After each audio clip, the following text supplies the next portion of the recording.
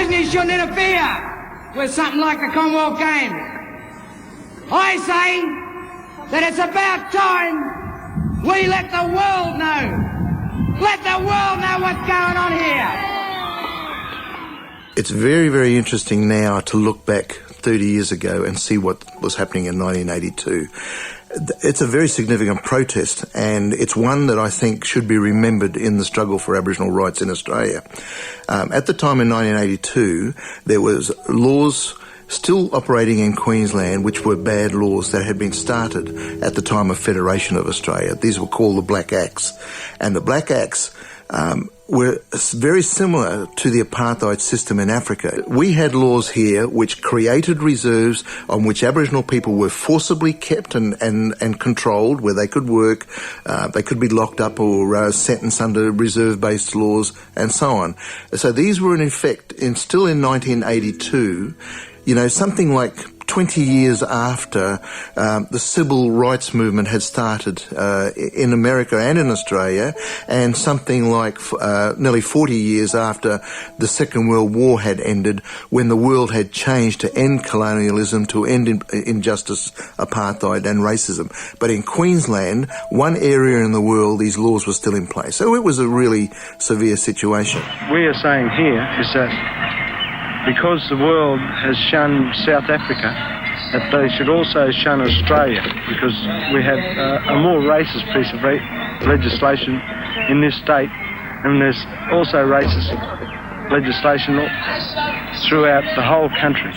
Our people had come from all over Australia, but particularly in Queensland, our people had gathered. We were supported from all the other states by Aboriginal people, but also non-Aboriginal people. And it was a confrontation. It was not just to say, we want land rights or we're not happy and so on. It was really to say, this has got to stop, and we don't care. Well, a couple of years before, I'd been working on the railway line. And at that time, they'd been upgrading the metropolitan lines for the electrification of the train system.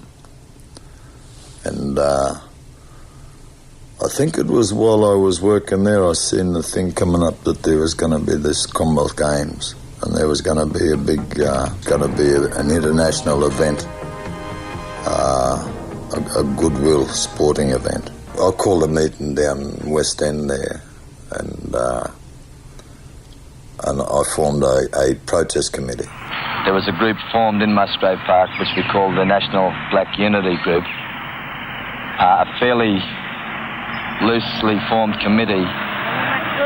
We'll make you a sandwich, okay? That began from the time the tents went up here, I guess.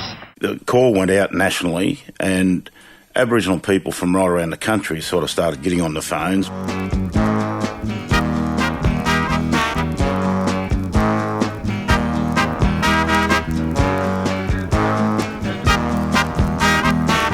Stranger in my country, stranger in my land, today to somewhere, no account, tomorrow something grand.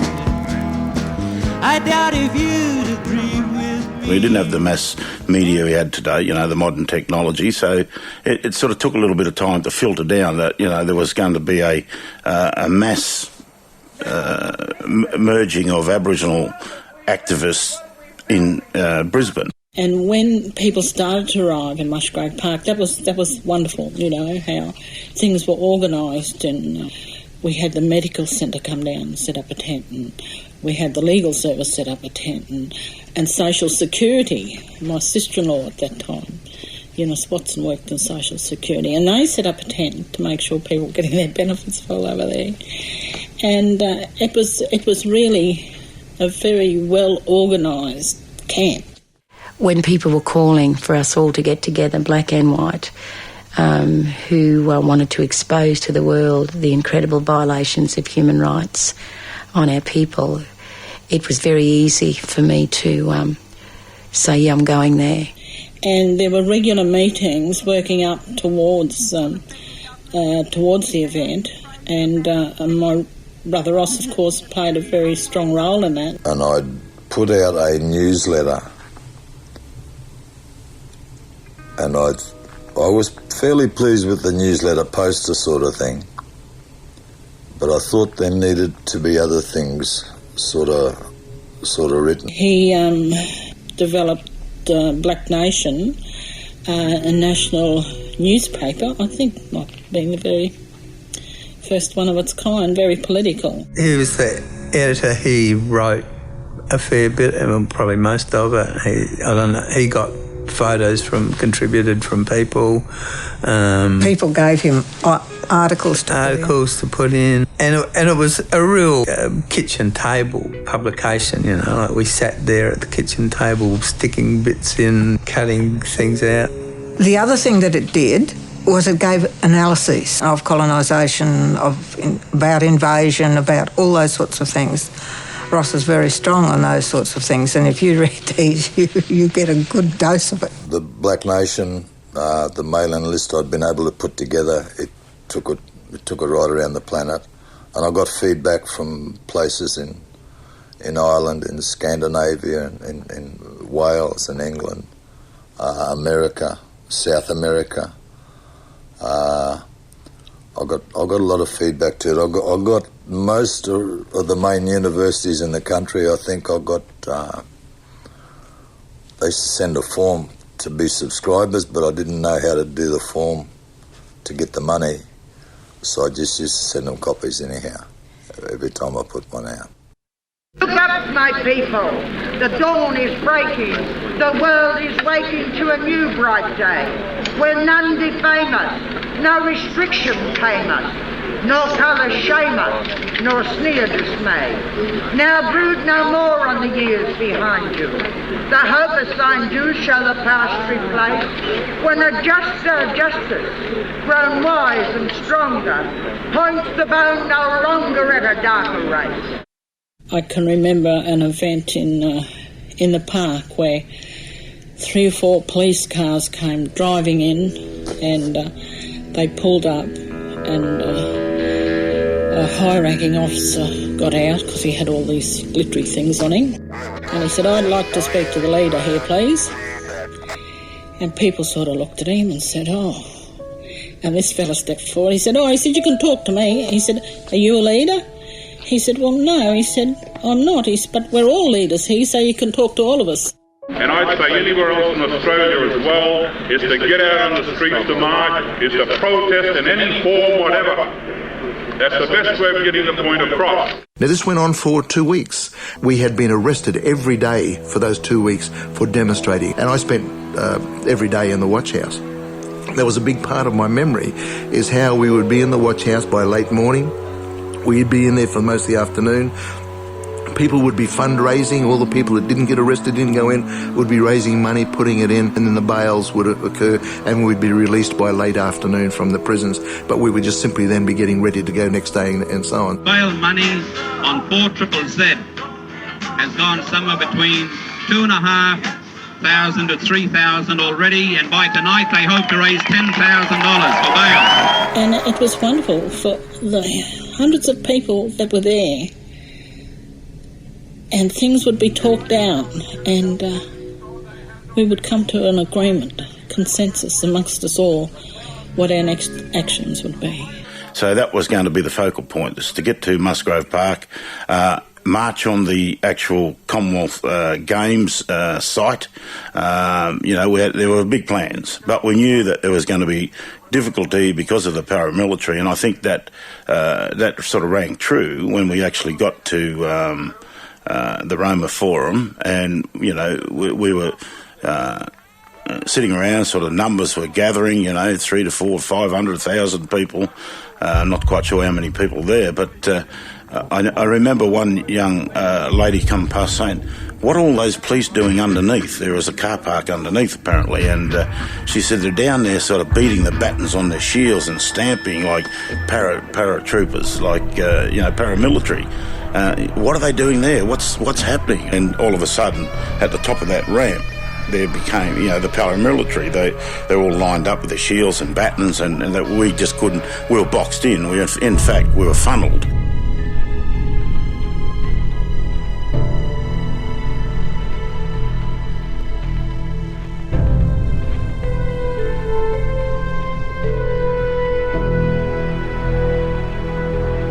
So with the Bullyman in front, there's a couple of lines right across the whole sort of street there, and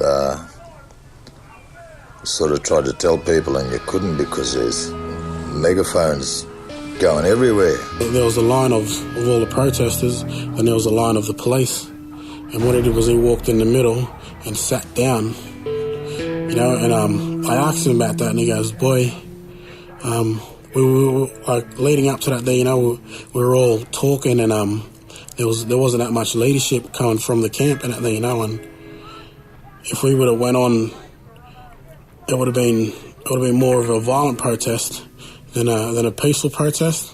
So he said what I did was I walked up and I sat down, you know, then everybody seen what I did, and then they sat down, and then what happened was the police had to comply with what they were doing. And then when everybody sat down, I felt that was okay. That was sort of, it was minimising the chance of the sort of confrontation that the media seemed to like and the police might have enjoyed. It was like David and Goliath, all the police, all the boys in blue coming towards the protesters. They'd risked their lives because those police officers were given legislative powers to blow their heads off. He just got reefed out and arrested and sent off to the watch house, and but in the watch house it was it was really terrific because at that time there was a game show of some sort, and I can't remember what it was, but they used to call out the person's name in the game show, and the fella would say, "Come on down."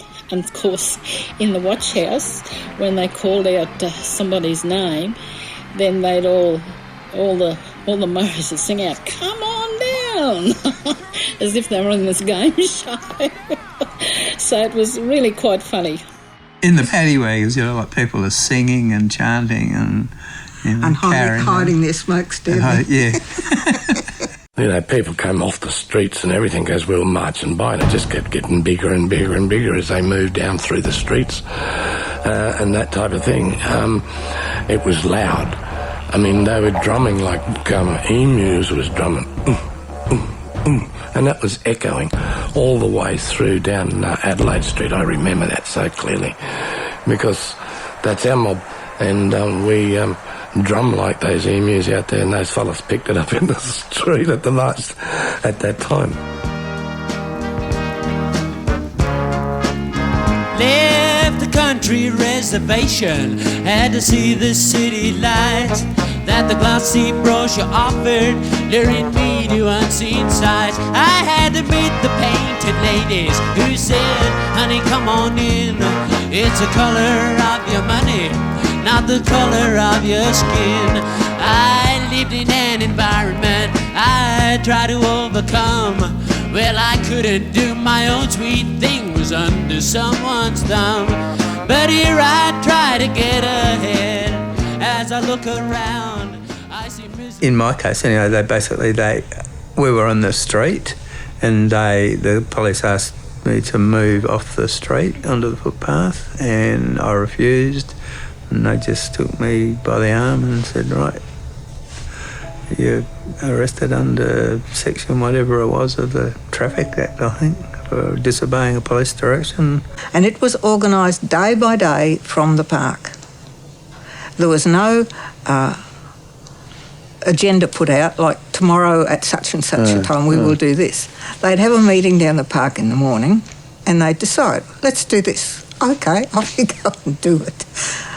Or if it wasn't decided quite like that, it was kept secret because there would have been a lot of spies around. Important announcement to make now. But before I make that announcement, I want to tell you why it was kept from you. The announcement was, we kept it from you because we had to protect 12 of our brothers and sisters who are at this very moment sitting in QE2 Stadium. But we managed to get them in there. They're going to be pretty soon getting up there and waving the flag and singing for us. But I thought that was the strength of it, that Aboriginal people decided and did it.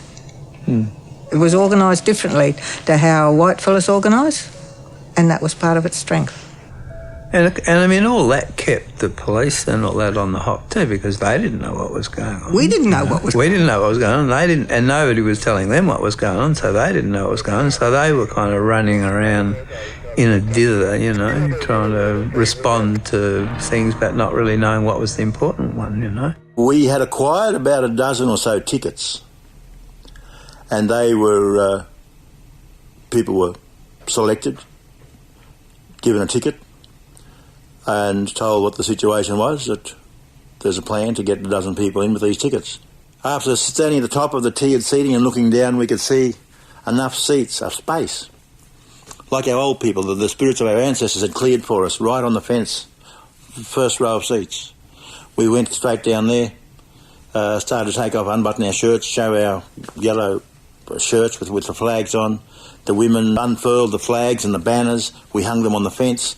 Directly across opposite us was the media box, and below the media box was the starting line with Raylene Boyle at the line ready to begin her race. You can imagine the horror, the shock of it all for the authorities, the media, everybody, when they focused down on the start line for this particular race that Raylene Boyle was in, and in the background was the red, black and gold flying on the fence.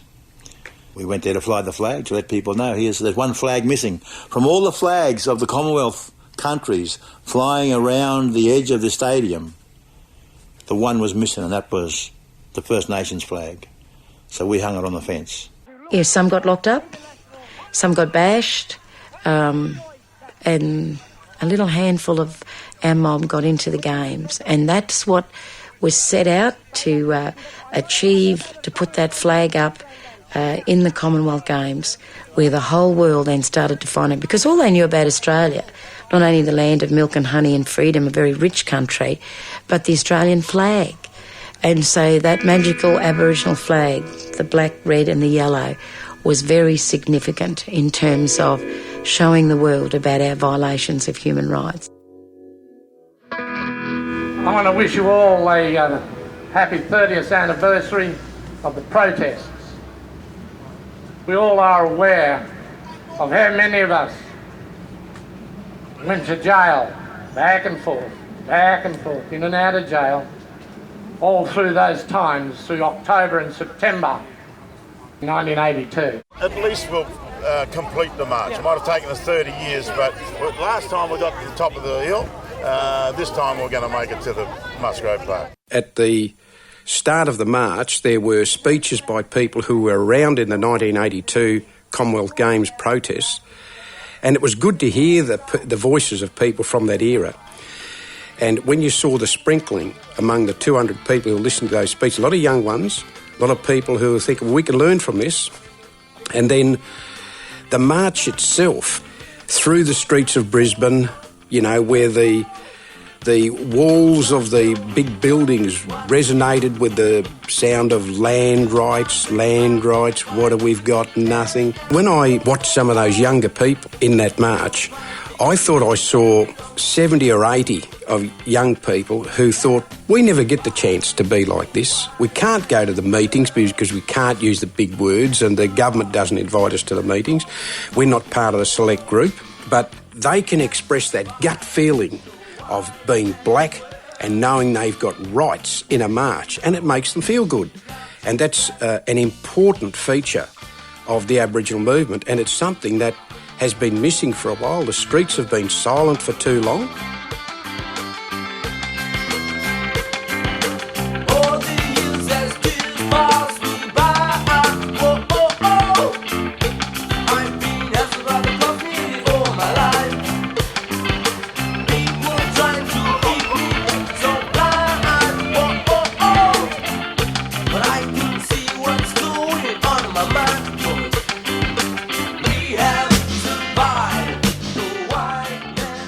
And then suddenly these kids hit the street And they said, we don't believe any of that, we want to express it. We want to express it in our voices, and they did it.